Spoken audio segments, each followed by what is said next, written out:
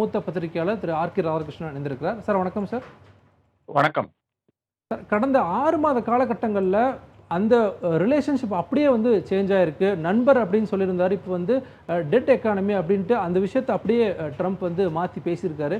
என்ன சார் அந்த 6 மாத காலகட்டங்கள் நடந்துச்சு? 6 மாத காலகட்டங்கள்ல முதல்ல விஷயம் என்னன்னு பார்த்தீங்கன்னா, நாம அங்க போயிட்டு அவர் நாம கால்ல விழுற மாதிரி பல சலுகைகளை அமெரிக்காவுக்கு ஆஃபர் பண்றோம். இது இந்த முதல் தவறாக நான் காண்கிறேன். அடுத்ததாக 2 முறை சந்திப்பு நடக்கிறது. ட்ரம்ப் மோடி சந்திப்பு நடக்கிறது. அடுத்ததாக இப்போ இந்தியாவுக்கு வர இருக்கிறார். ஆனால் இந்தியாவுக்கு வர்றதுக்கு முன்னால் ட்ரம்ப் என்ன செய்யறாருன்னு பார்த்தீங்கன்னா, பாகிஸ்தானுக்கு போயிட்ட பிறகுதான் இந்தியாவுக்கு வருகிறார். அப்ப இதை நம்ம பல கட்டத்தில் நாம் எதிர்த்திருக்க வேண்டும். எப்படி சீனா மேல 50% வரி விதித்த போது சைனா திரும்பி இது இஸ் an ஆக்ட் ஆஃப் வார், இது ஒரு போருக்கு அறிகுறி என்று கூறிக்கொண்டு அவர்கள் என்ன செய்தார்களோ, திருப்பி ட்ரம்ப் மேல அமெரிக்கா மேல 50% டாக்ஸ் விதித்தார்களோ, அதே மாதிரி ஒரு ஸ்டெப் இந்தியா எடுத்திருக்க வேண்டும். இது பல முறை நம்மளுடைய ஹிஸ்டரி எடுத்து பார்த்தீங்கன்னா நமக்கு தெரியும். எவ்வளவோ முறை நாம் செஞ்சிருக்கோம் அமெரிக்கா எதிராக. ஒரு காலகட்டத்தில் இந்த PL 240 இது ரக வீட் கோதுமையை நிறுத்தி விட்டார்கள். அப்போது இந்தியாவில் கடும் பசி, கடும் தட்டுப்பாடு, கடும் பட்டினி சாவுகள் நடந்து கொண்டிருந்த காலம். அந்த காலத்தில் இந்திரா காந்தி அம்மையார் திரும்பி இந்த மாதிரி நம்மளுடைய MS சாமிநாதனையும் சி சுப்பிரமணியம் வைத்துக்கொண்டு ஒரு பசுமை புரட்சிக்கு வித்திட்டார். அது ஒரு விஷயம். 2வதாக 1971 எப்போது நாம் பங்களாதேஷை லிபரேட் பண்ணமோ அந்த டைம்ல அமெரிக்கா நமக்கு எதிராக கடும் பிரச்சனைகளை உளவாக்கியது. ஒரு ஏர்கிராஃப்ட் கேரியரை கூட இவங்க நிறுத்தினார்கள். அந்த தருணத்திலையும் நாம் திரும்பி அடிச்சு துரத்திடுவேன் என்ற அந்த ஒரு கட்டத்தில் நாம் பேசிக் கொண்டிருந்தோம். 1998 வாஜ்பேயி திரும்பி அமெரிக்காவுக்கு தாக்கீது செய்தார். இப்போ நம்மளுடைய ஏறத்தாழ 100க்கு மேற்பட்ட கம்பெனிகளை அவர்கள் ரெஸ்ட்ரிக்டட் லிஸ்ட்ல போட்டாங்களோ, எக்ஸ்போர்ட் கண்ட்ரோல் லிஸ்ட்ல போட்டாங்களோ, அப்பவும் வாஜ்பேயி சொன்னார், இதுக்கெல்லாம் நாங்கள் பயப்பட மாட்டோம் என்று சொன்னார். மோடி ஏன் பயப்படுகிறார் என்ற கேள்விக்கு தான் நாம் பதில் கொடுக்க வேண்டியதா இருக்கிறது. ஒவ்வொரு கட்டத்திலையும் ஒவ்வொரு 20 வருட காலம் 30 வருட காலத்திற்குள்ளால இந்தியாவுக்கு பெரும் இன்னல்கள் அமெரிக்கானால கொண்டிருந்தது. இந்த ஒரு தருணத்தில் மோடி ஏன் தயங்குகிறார், ஏன் பம்புகிறார் என்ற கேள்விக்கு தான் நாம் விடை காண வேண்டியதா இருக்கிறது.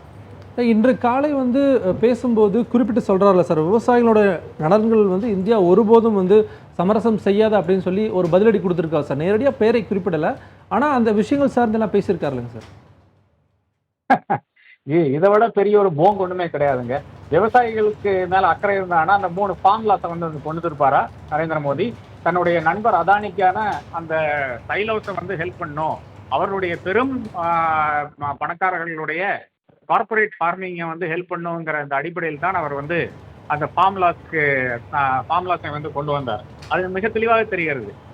விவசாயிகள் ஏறத்தாழ 1 வருஷத்துக்கு மேல போராடினார்கள். அதன் பிறகுதான் அந்த பஞ்சாப் தேர்தலுக்கு முன்னால்தான் இந்த 3 விவசாய சட்டங்களை திரும்ப பெறுகிறார். அப்போ விவசாயிகளுடைய நலனும் ஒரு மண்ணும் கிடையாதுங்க. இது முழுக்க ட்ரம்பை பார்த்து நம்மளுடைய நரேந்திர மோடி பயப்படுகிறார். அந்த கேள்விதான் என்னை பொறுத்தவரை. அதானிக்கு எதிராக பெரிய ஒரு வழக்கு நடந்து கொண்டிருக்கிறது. அடுத்ததாக அதானிக்கு எதிராக பிடிவாரண்ட் வர்றதுக்கான அந்த வாய்ப்புகள் இருக்கிறது. ஏன்னா கோர்ட் ப்ராசஸ் அதுதான் என்னை பொறுத்தவரை நரேந்திர மோடி பயப்படுகிறார் என்று நான் கருதுகிறேன். ஆனால் இந்தியன் அதாவது IFS உள்ளிட்ட அதிகாரிகள்லாம் பேசும்போது இந்தியாவுடனான இன்ட்ரெஸ்ட், இந்தியா மக்கள் மீதான இன்ட்ரெஸ்டின் காரணமாகத்தான் நாங்கள் இந்த விஷயங்கள்லாம் திரும்ப செய்யாமல் இதை எதிர்க்கிறோம் அப்படிங்கிற அந்த ஒரு வாதத்தை முன்வைக்கிறாங்க சார். இல்லை, நாம் குறிப்பாக நாம் பார்க்க வேண்டியது எந்தெந்த நாடுகள் மேலே எந்த மாதிரியான வெறிகள் விதிக்கப்பட்டன, அந்த நாடுகளினுடைய இந்த ரியாக்ஷன் இதுதான் பார்க்க வேண்டியதாக இருக்கிறது. இப்போ நம்ம பல நாடுகளினுடைய அந்த ரியாக்ஷன் பார்த்தீங்கன்னா அவர்கள் எல்லாம் திருப்பி ஏறி அடிச்சிருக்காங்க. ஐரோப்பானாலும் சரி, கனடாவானாலும் சரி, மெக்சிகோவானாலும் சரி, சீனாவானாலும் சரி. சீனாவை பற்றி நான் ஏற்கனவே பேசிட்டேன், அதனால மறுபடியும் குறிப்பிட விரும்பவில்லை. அப்படி இருக்கிற ஒரு தருணத்தில் அடுத்ததாக இன்னொரு எக்ஸாம்பிள் கூட நான் சொல்றேன். அதாவது ஐரோப்பிய நாடுகள் நமக்கு எதிராக ஒரு நீக்கத்தை ஆரம்பித்தார்கள். அதாவது நயாரா என்ற கம்பெனிக்கு எதிராக அவர்கள் சாங்ஷன்ஸ் விதிக்கிறார்கள். ரஷ்யா எண்ணெய் வாங்குறதுனால சாங்ஷன் விதிக்கிறார்கள். அதை தொடர்ந்து ஒரு பல கம்பெனிகள் மேலேயும் அவர்கள் சாங்ஷன் விதிக்கிறார்கள். அப்போ MEA-னுடைய அந்த பத்திரிகை குறிப்பும் இப்போ ட்ரம்புக்கு எதிரான பத்திரிகை குறிப்பும் நீங்க பாருங்கள். அமெரிக்காவுக்கு எதிரான பத்திரிகை குறிப்பும் பாருங்கள். அதுல மிக தெளிவாக ஐரோப்பாவை நாம் ஏறி அடிச்சிருக்கோம். அதே நேரத்தில் இந்த அமெரிக்காவினுடைய கேஸ்ல தான் நாம் பயங்கரமாக அடக்கி வாசித்துக் கொண்டிருக்கிறோம். இதுதான் என்னை பொறுத்தளவுல ஒரு பெரிய பிரச்சனையாக நான் காண்கிறேன். என்னை பொறுத்தளவுல there is personal interest involved. அதனால தான் இந்திய அரசாங்கம் வந்து இந்த அளவுக்கு வந்து பம்முகிறது, இந்த அளவுக்கு வந்து ஏதோ அவங்க தெரியாம அடிச்சிட்டாங்க என்ற அந்த ஒரு பாணியில் வந்து பேசுகின்ற அந்த விதமே வந்து நிச்சயமாக ஒரு அரசாங்கத்துக்கு ஒரு தன்னம்பிக்கை இருக்கின்ற ஒரு ஒரு ஒரு செல்ஃப் ரெஸ்பெக்ட் இருக்கின்ற ஒரு நாட்டுக்கு நல்ல விஷயம் கிடையாது என்று நான் கருதுகிறேன்.